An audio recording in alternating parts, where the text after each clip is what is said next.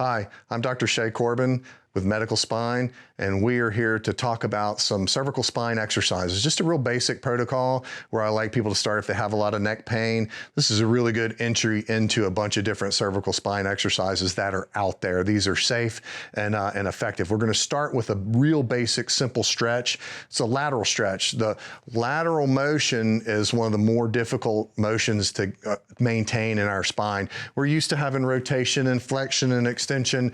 That lateral motion is super important, and it helps maintain all the other ones. So Brittany, let's do a lateral stretch for the guys.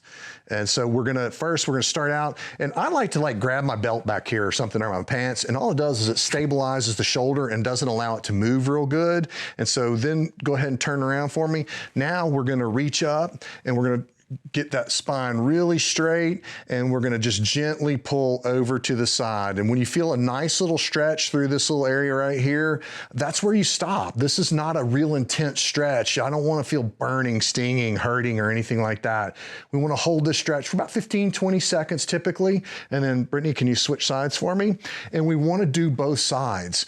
Unless you have a lot of pain on one side and pain radiating down into the arm, we don't want to crunch that side down. We only want to stretch that side. So if she had right-sided arm pain or really bad right-sided neck pain, we would only stretch this for a little while until it got better, and then we would start stretching both sides.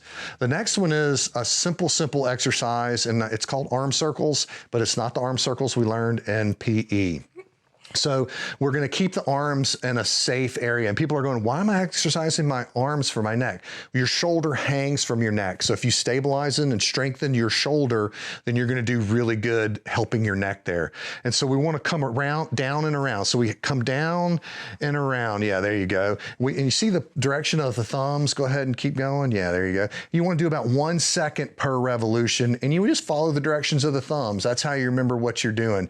We want to get about 30 repetitions here. So we want to count up to 20 to 30 reps, and we're going to do this about 5 times. And you don't have to do it all back to back. It can be done spread throughout the day. I tell people, if you do it in the morning when you wake up, right before you go to bed, that's twice in a day, you can get the rest of them in.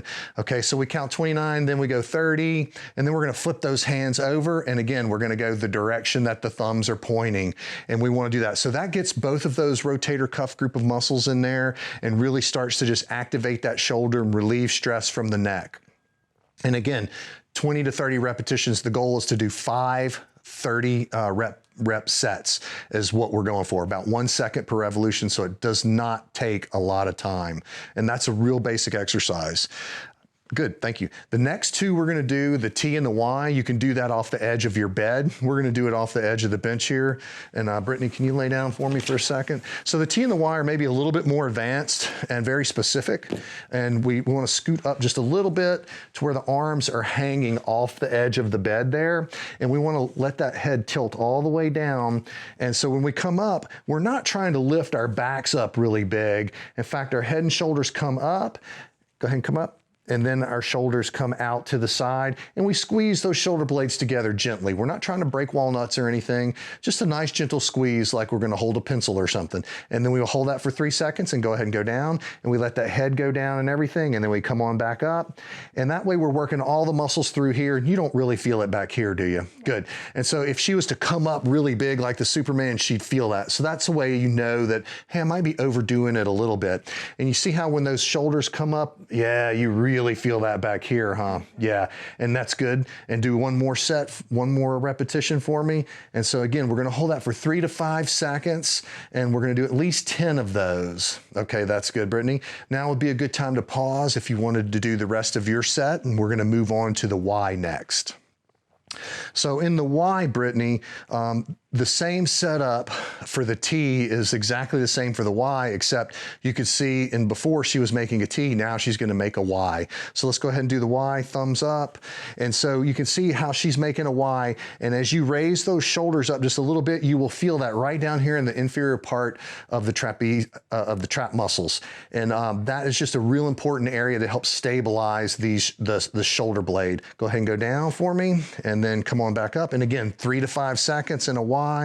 That's good. 2, 3, 4, 5. Go ahead and go down.